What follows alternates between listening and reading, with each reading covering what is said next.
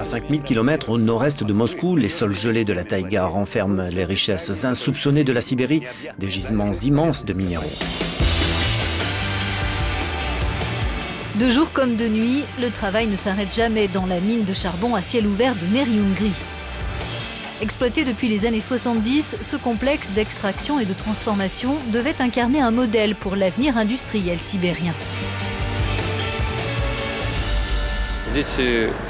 On trouve ici l'ensemble du tableau périodique des éléments, toutes les ressources minérales possibles. Cela va du charbon au minerai de fer, en passant par les minerais non ferreux, la magnétite, etc.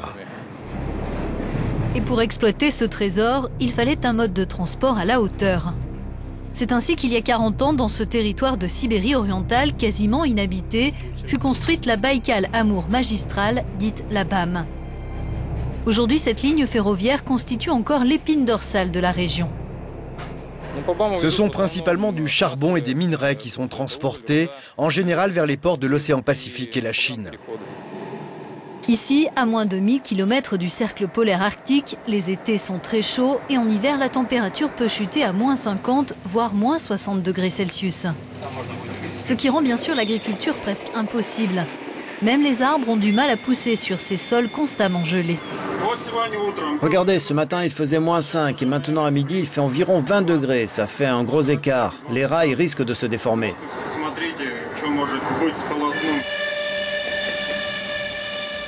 Et donc on doit rester vigilant.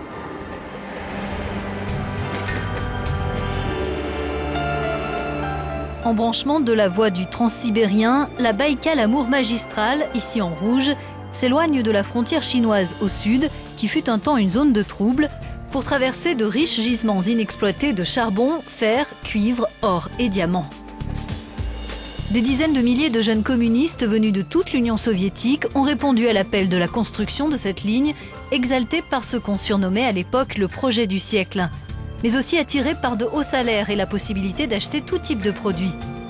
Au niveau technique, son édification était sans précédent. Il y a beaucoup de tunnels, de rivières, des milliers de ponts et de structures artificielles. Et le tracé lui-même est très difficile avec beaucoup de virages et de changements de direction. Et bien sûr, les conditions climatiques n'arrangent rien. Il a fallu 10 ans pour bâtir l'ensemble de cette ligne destinée à relier entre eux une douzaine de complexes dits territoriaux et industriels comme Neriungri.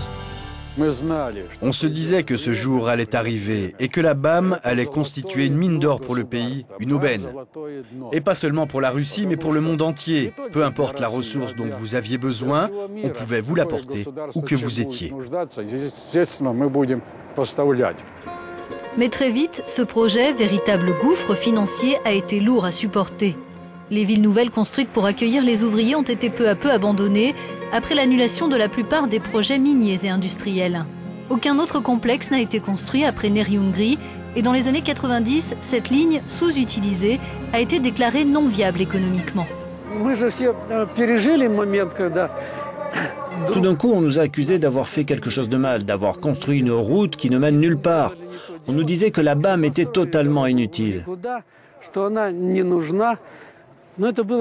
Et c'était tellement cruel et offensant vis-à-vis de ces bâtisseurs qui avaient travaillé, pas uniquement dans leur propre intérêt, mais pour participer au développement du pays.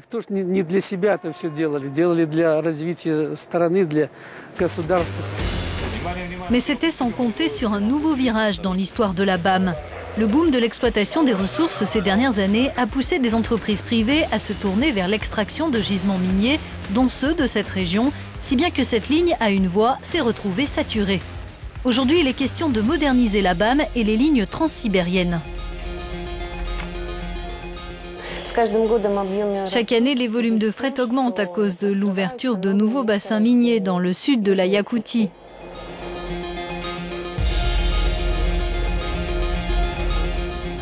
Après cette modernisation, le nombre de trains de fret va se multiplier et ça nous permettra de transporter plus de cargaisons.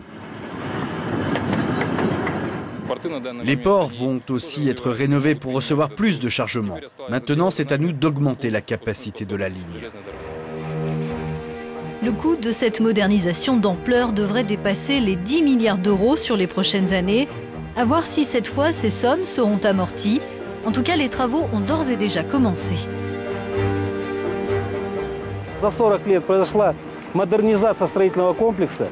40 ans après la construction de la BAM, on a aujourd'hui de nouveaux outils, de nouvelles machines, de nouvelles technologies dans la construction, de nouveaux matériaux synthétiques. Donc on peut bâtir cette nouvelle ligne plus vite et mieux.